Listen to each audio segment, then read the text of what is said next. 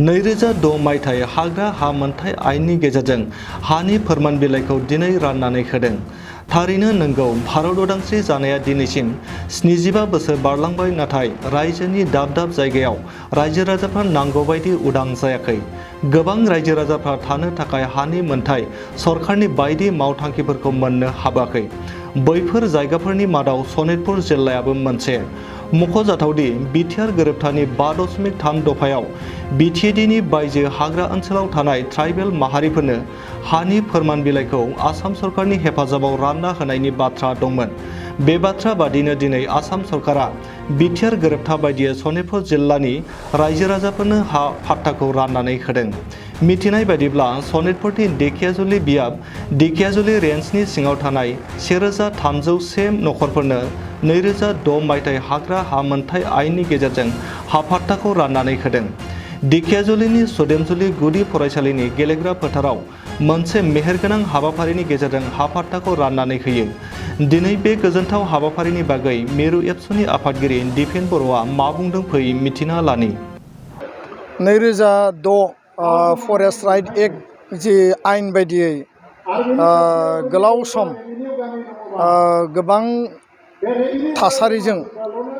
गोबां परिबेसाव जोंनि जि अधिकार, जोंनि जि मोनथाय बेखौ लानानै फरेस्ट राइट एक्टनि बायदियै फरेस्ट एन्टाइटेलमेन्ट हा पट्टा मोननायनि थाखाय बर' आरो ट्राइबेलफ्रा आसामाव रायजो जानाय गासैबो जुजिबोगासिनो दङ। आरो बे थांखिखौ लानानै गोलाव सम जि हाबा मावबाय थानाय दुलाराय बर' फरायसा आफादा दिनै जोङो मोगथाङाव मोनसे मोजां फिथाइ मोननो हाबाय। बे धैर्यनि आरो आन्दलननि नांगोल जुंगाल लानानै जोङो तेजपुराव, घरामारियाव, बातासिपुराव, धेकियाजुलि आरो थेलामाला गोबां जायगायाव जों सोमावसारबाय। आरो दिनै 16 बोसोरनि उनाव नैबे सुदेमजुलि बातासिपुरनि साहा थानाय बे थावनियाव फरेस्ट राइट एक्ट बायदियै धेकियाजुलि समस्तिनि सिङाव थानाय 1301 बे परियालनो दिनै हा राननाय खामानिया आरम्भ जाबाय। आरो गासै जेसेबां दंबावो बेयाव 15,000 क्लेमेन्ट्स सनितपुर जिल्लायाव दङ, बिश्वनाथ जिल्लायावबो दङ, हजाइनि काकि ओनसोलाव दङ। दा बेखायनो जोंनि जि दाबि, लास्ट बेक्तिया बा लास्ट नखरा जेब्लासिम हा पाट्टा मोननाया जोबा बा मावफुंजाया बे समसिम जोङो सरकारखौ नारसिनगोन, सरकारनि सायाव जों प्रेसार होगोन। आरो प्रयजन जायोबा जोङो सिगाङाव जेरैबायदि गणतान्त्रिक अहिंसाजों सोमावसारदों बेबायदि सोमावसारलांनोबो जोङो बाध्य जानो हागौ। नाथाय दिनै आसामनि गिबि मन्त्रि डक्टर हिमन्त बिश्व शर्मा बिथाङा दुलाराय बर' फरायसा आफादनि जि दाबि, एफआरसि कमिटि रायजो राजानि जि दाबि आरो लोगोसे बिटिआर एकर्डनि 5.3 जि फरेस्ट राइट एक्टनि गेजेरजों हानि अधिकार होनाय बे एकर्डनि दफायाव लिरनाय बायदियै दिनै बिथाङा बे इनिसियेटिभखौ लाबाय। आं गिबियावनो मानगोनां गिबि मन्त्रि बिथांखौ आङो बर' रायजोनि जानानै, ट्राइबेलनि जानानै आं रोजा रोजा साबायखर बावदों। खारन बेबायदि रिक्सखौ सिगांनि सरकाराबो लानो हायोमोन। बर' मन्त्रि मोनबाय जोङो, बर' WPTनि मन्त्रि, फरेस्ट मन्त्रि जों मोनबाय थांनाय समाव। आरो बे समाव गोबां प्रतिश्रुति होनाय जाबाय, नाथाय खामानिया मावफुंजायाखै। थांनाय तरुन गगैनि सरकारनि समाव 2016आव बिथाङा फैनानै जोंनो 20-25 खान हानि पाट्टा रानफैदोंमोन। आरो बे समाव बिथाङा बुंदोंमोन 3 मासनि गेजेराव गासै जेंनाखौ सुस्रांगोन। नाथाय बिथाङा बेखिनिखौनो राननानै बिथाङा बे खामानिखौ मावफुङासै। आरो बे समाव जों गोबां दुखु मोनदों। नाथाय दिनै आसामनि गिबि मन्त्रिजों लोगोसे नैबे धेकियाजुलि समस्तिनि मानगोनां MLA आरो आसामनि केबिनेट मन्त्रि अशक सिंघाल बिथांनि गोख्रों नाजानायाव आरो लोगोसे बिटिआरनि चिफ प्रमद बर' बिथांनि नाजानायाव आरो केबिनेट मन्त्रि उरखाव गोरा ब्रह्म बिथाङाबो गिबि मन्त्रिजों आरो बिभिन्न पर्यायाव सावरायनायनि गेजेरजों सनितपुरनि डिसि देबकुमार मिश्र आरो एडिसि दितिबा बरा बिथांमोननि जि सान हर खामानि मावनायनि गेजेरजों, रिक्स लानायनि गेजेरजों गोबाङानो गोबां बेरेखा हान्जाफोरा गोबां बाथ्रा बुंदों। आरो माखासे NGO, माखासे वाइल्ड लाइफ सोरबा एक्टिभिस्टनो बिथांमोना गोबां बाथ्रा बुंदों। जोंखौ एनक्रचार होनना बुंदों, जोंखौ इलिगेल दखल हा दखल खालामग्रा होननानै बुंदों, बिथांमोना हा होनाङा होननानै बुंदों। खिन्थु गासैबो बादा बिघ्नि नेवसिनानै दिनै हा होनाय खामानिया जाबाय। आरो जेसेबां आद्रा दङ बे फरेस्टआनो जा, वाइल्ड लाइफआनो जा, बे हग्राजुलि ओनसोलानो जा बा बाटासिपुरनि साहा भुटान माने अरुणाचल हाजोसिम जिखिनि ओनसोल दङ आरो सानजाहा सनितपुर बिश्वनाथ बे गासै ओनसोलाव नोङो राङापारा समस्ति सतिया समस्ति बिश्वनाथ समस्ति बिहाली समस्ति गहपुर समस्ति बे ओनसोलनि रायजोफ्रा हा मोननायनि अधिकारखौ रोखायै फुरायै आबुङै मोनजोबनांगोन आरो बेनि थाखाय दुलाराय बर' फरायसा आफादा खामानि मावगोन आङो बे समाव बर' रायजो राजानि जानानै सरकारखौ आं धन्यबाद होदों प्रसासनखौ धन्यबाद होदों आरो जायफोर जोंनि हिंसा सानो जोङो रावनिबो हिंसा मावग्रा नङा जों रावनिबो सुथुर नङा जोंखौ हिंसा साननानै जेबो मुलाम्फा गैया आरो जोङो नेचारखौ धंस खालामाखै जोङो गोबां थासारियाव भुगिनांनानै बे ओनसोलाव रायजो जानांदों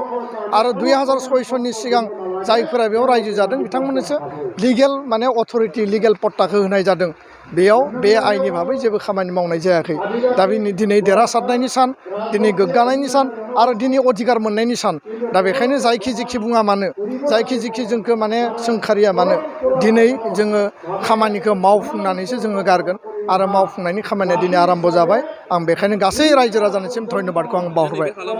नैबे हालामाव थांनाय हियारिंआ जे गासैनियाबो हियारिं फैदोंमोन नाथाय दायो वाइल्ड एरियायाव थानाय मानसिफोरा नैबे बाथ्राखौ दासिम मोननो हायाखै नाथाय फरेस्टआव थानाय एरियाफोरनिया नैबे बाटासिपुर हालामनिफ्राय मोननो हाबाय बेनि सोमोन्दै मा बुङो? दा बे खामानिया बिराद मोनसे गिदिर माने अफिसियेल वार्क खामानि मावनो गोनां दङ दा बेयाव reserve forest area wild life area माखासेया माने हियारिं फैयाखै माखासेया हियारिं फैदों बे पर्यायक्रमि जागोन दिनै बिनि माने लकेल एमएलए आरो मिनिस्टार अशोक सिंघाल बिथाङा बुंदों गासैनोबो हा होनाय बेबस्थाया जागोन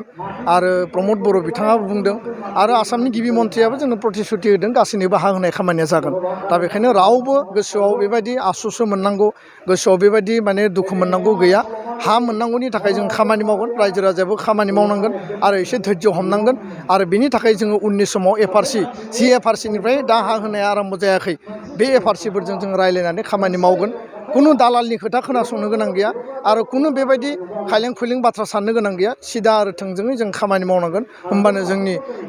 जि सिद्धान्त 1301 दिनै मोनबाय बाखिफोराबो मोनगोन आरो दिनै बे जायगायावनो 1301नि हा होनाय खामानिया दिनै फुरायै आबुङै जाफुंगोन गोजोन्थों खामानिखौबो जोङो मावबाय थादों कमिसना मावदों सरकारा मावदों आरो सिमाया दिनै नङा गाबोन बारायगोन दिनै मोनसे दफाया माने मावफुंनाया आराम्भ जाबाय आरो सिमा बारायनायनि खामानिया खोब गोख्रैनो जागोन दा बिनि थाखाय सरकारा जोंनो प्रतिश्रुति होदों आरो प्रतिश्रुति मथे सरकारा खामानि मावनांगोन बिनिफ्राय खारग'नायनि कुनु बाथ्रा गैया धैर्य हमनांगोन आरो बे धैर्यआनो जोंनि माने मोजां फिथाइ जागोन होननानै जोङो खोब आसा बायदि गोजोन्थों फै बयबो फै